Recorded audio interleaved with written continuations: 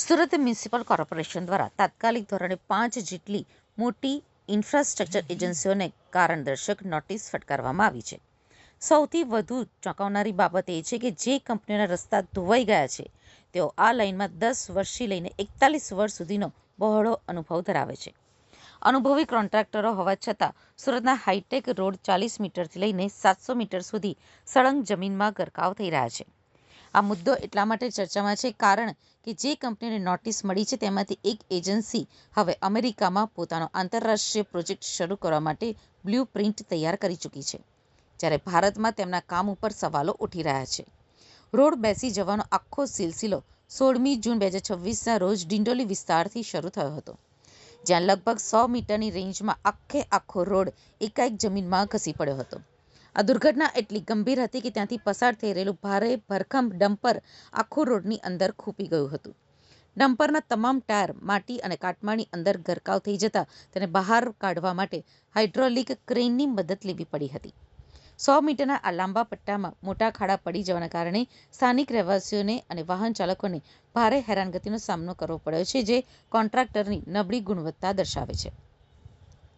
સૌથી ચોંકાવનારો અને ભયાનક કિસ્સો 30મી જૂન 2026ના રોજ મોટા વરાછા વિસ્તારમાં જોવા મળ્યો હતો.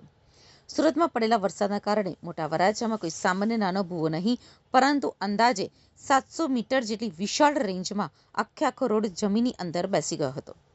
રસ્તો ઘસી પડવાના કારણે રોડની સાઈડમાં પાર્ક કરેલી અને ત્યાંથી પસાર થતી અનેક મોંઘી કાર ખાડામાં ફસાઈ ગઈ હતી. રસ્તાના ડામરના કાટમાળ અને ભીની માટી નીચે સંપૂર્ણપણે કાર દબાઈ ગઈ હોય તેવા ભયાનક દ્રશ્યો સર્જાયા હતા. તો 1 જુલાઈ 2026ના રોજ ઉધના નજીક પાંડેસરામાં એક મોટી દુર્ઘટના સર્જાતા રહી ગઈ હતી. અત્યંત વ્યસ્ત માર્ગ ઉપરથી પસાર થઈ રહેલી સરકારી એસટી બસ રોડ ઉપર અચાનક જ રસ્તો ઘસી પડતા એક વિશાળ ભૂવામાં ફસાઈ ગઈ હતી. આ ઘટના સમયે બસની અંદર અંદાજે 35 મુસાફરો સવાર હતા, જેમનો જીવ એક ક્ષણ માટે તો અદ્ધર થઈ ગયો હતો અને બસમાં ચીસાચીસ થઈ ગઈ હતી. સદનસીબે આ ઘટનામાં કોઈ મોટી જાનહાનિ નોંધાઈ નથી અને તમામ મુસાફરોનો આબાદ બચાવ થયો હતો.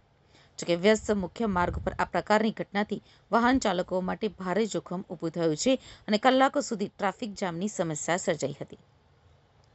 તો 2 જુલાઈ 2026ના રોજ ડિંડોલી વિસ્તારમાં કે જે સુરતના ડેપ્યુટી મેયર સુધાકર ચૌધરીનો પોતાનો વિસ્તાર છે, ત્યાં ફરી એક વખત મોટી દુર્ઘટના સામે આવી હતી. ડિંડોલીના G9 સર્કલ પાસે 40 મીટર લાંબો રસ્તો અચાનક જ જમીનમાં ગરકાવ થઈ જતા વિશાળ ખાડો પડી ગયો હતો. સ્થાનિકોના જણાવ્યા અનુસાર માત્ર 1 મહિના પહેલા જ આ જગ્યા ઉપર ડ્રેનેજની કામગીરી કરવામાં આવી હતી અને ત્યારબાદ ઉતાવળે નવો રસ્તો બનાવવામાં આવ્યો હતો, પરંતુ ચોમાસાનો સામાન્ય વરસાદ પડતા જ આ જમીન અચાનક બેસી ગઈ. આ ઘટનાની ગંભીરતા જોઈને મહાનગરપાલિકાના કર્મચારીઓ તાત્કાલિક ઘટના સ્થળે પહોંચ્યા હતા અને પુરાણ કરવાની કામગીરી શરૂ કરી હતી.